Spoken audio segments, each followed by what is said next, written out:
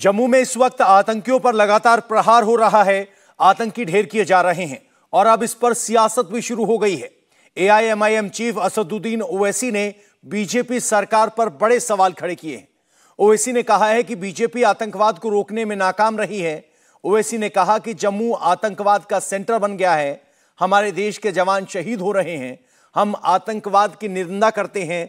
आतंकवाद ना रोकना सरकार की नाकामी है। जम्मू कश्मीर में और खासतौर से जम्मू में हमने पिछले दिनों देखा कि आतंकी घटनाएं बेहद ज्यादा बढ़ी हैं और ये जो अनंतनाग में एनकाउंटर चल रहा है 2019 के बाद सबसे लंबा चलने वाला एनकाउंटर है। हमारे ऑफिसर शहीद हुए, हमारे जवान एक शहीद हुए हैं इसमें अभी तक जो एनकाउंटर चल रहा है। इस पर देश के प्रधानमंत्री को देश को बताना पड़ेगा कि वो अपनी चुप्पी कब तोड़ेंगे। गलवान में जून 2020 में 20 सिपाही मारे गए, प्रधानमंत्री खामोश बैठे रहे। पूंछ में 9 अक्टूबर 2021 को वहां पर 9 लोग सिपाही मारे गए, प्रधानमंत्री खामोश थे। राजौरी में 4 अगस्त 2022 को, अब कोकरनाग में 3 हमारे लोग 3 सितंबर को हुआ। अब ये आप सही कर अनंतनाग में। तो इससे बात मालूम हो रही कि बीजेपी आतंकवाद को रोकने में नाकाम साबित हो रही है और टेररिज्म का सेंटर जम्मू बन रहा है, वैली नहीं है, अभी यहां पर हो रहा है। और फिर एक हमारा कर्नल, एक मेजर और एक डीआईजी, डीएसपी वो मर गया है। उनको आतंकवादी मार रहे हैं और आज सब सही कहा कि लॉन्गेस्ट अभी एनकाउंटर चल रहा है। तो ये आप सरकार की नाकामी, हम टेररिज्म को कंडेम करते हैं, मगर जब हम जानते हैं कि पूरे आतंकवादी पाकिस्तान से ट्रेंड होकर एलओसी से आ रहे हैं, तो भैया आप क्रिकेट मैच की पॉलिटिक्स क्या है आपकी, बताइए। ये अगर बीजेपी सत्ता में नहीं होती तो बीजेपी ये बात नहीं कहती। आप बोल ही नहीं रहे हैं और आपकी एशिया कप वाला जो भारत पाकिस्तान मैच है जो श्रीलंका में चल रहा है वो नहीं होगा, लेकिन क्या आपको लगता है वर्ल्ड कप में अहमदाबाद में भारत और पाकिस्तान वो भी रद्द होना चाहिए? हम सिर्फ यही पूछना चाह रहे हैं कि बीजेपी सत्ता में आने के बाद आतंकवाद के जो हमले हो रहे हैं उस पर बीजेपी खामोश क्यों है? हमारे जो पॉलिटिकल लीडरशिप जो बीजेपी की है उनको जवाब देना पड़ेगा। हम फौज की बहादुरी पे सवाल नहीं उठा रहे हैं, मगर आपकी ये सरासर नाकामी की वजह से हमारा कर्नल, हमारे मेजर, हमारे सिपाहियों की मौत हो रही है। जिम्मेदारी आपकी है। आप क्रिकेट मैच क्यों खेलेंगे भाई? और वो भी अहमदाबाद में, आप गुजरात में क्रिकेट मैच खेलेंगे? रद्द करना चाहिए तुरंत प्रभाव से। ये तो हम सरकार से पूछना चाह रहे हैं।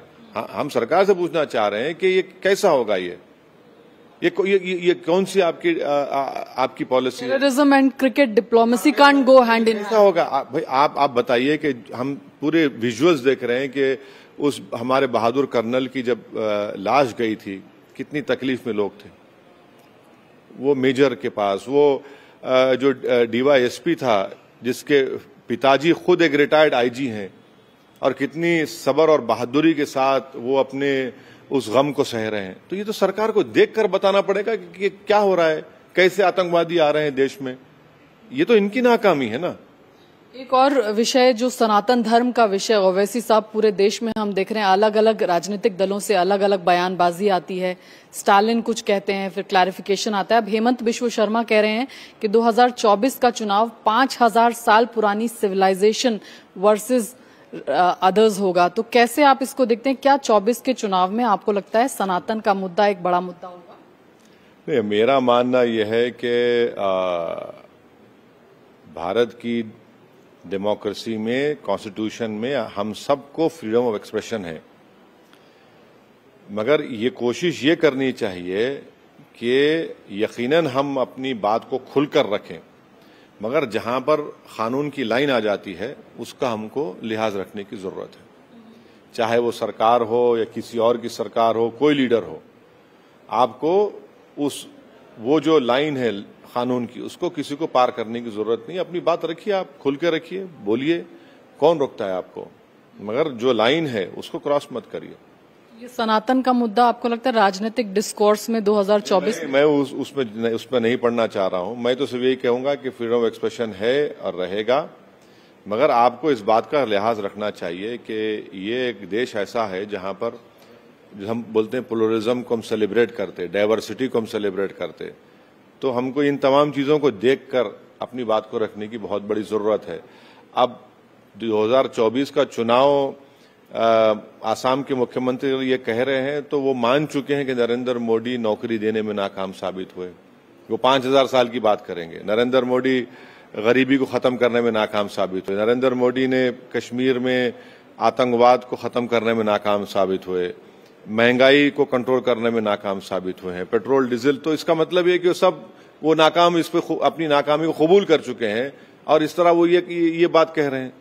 अंतिम सवाल, कोविंद साहब जो कि कमेटी बनी है वन नेशन वन इलेक्शन, 23 सितंबर को उसकी मीटिंग होगी पहली, क्या आपकी राय है उसको लेकर, और स्पेशल सेशन ऑफ पार्लियामेंट में क्या आप उम्मीद कर रहे हैं होने वाले? नहीं, स्पेशल सेशन तो अचानक बुलाया गया है और उसका एजेंडा भी हम देखे हैं।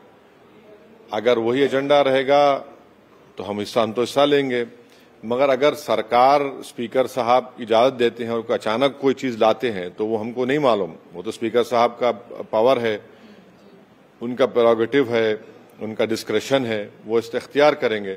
मगर बेहतर ये होता है कि आप हमको बता देते कि ये एजेंडा है, और दूसरा हमको सरकार यही बता दे कि विंटर सेशन होगा, अगर होगा तो उसकी डेट्स क्या हैं बता दीजिए। वरना ऐसा ना हो कि आप 6 महीने का टाइम ले लें और वोट ऑन अकाउंट करके फिर टाटा बाबा हो जाए। तो विंटर सेशन होगा तो वो भी तारीख बता दें।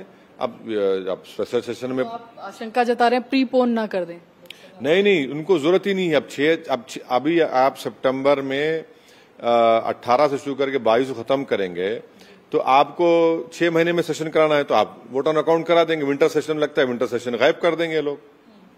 One nation one election, one nation one election का तो बीजेपी के पास राज्यसभा में मेजोरिटी नहीं है, तो चाहे नहीं मालूम कि वो कॉन्स्टिट्यूशनल अमेंडमेंट लाएंगे, अगर लाते हैं तो, या फिर ऐसा प्लेन अमेंडमेंट कैसा लेकर, मगर इनके पास मेजोरिटी नहीं है। 162 भी नहीं आ रहे इनके पास। अब नहीं मालूम कि जैसा 370 में कांग्रेस के जो चीफ विप थे वो खुद बीजेपी में चले गए थे। अब ऐसा कुछ जादूगरी अगर होती है तो मुझे नहीं मालूम, मगर अब तक तो मेजोरिटी नहीं है उनके पास। इंडिया टीवी हर वक्त हर जगह डाउनलोड करने के लिए सर्च करें India TV news Google play store या ऐप स्टोर पर।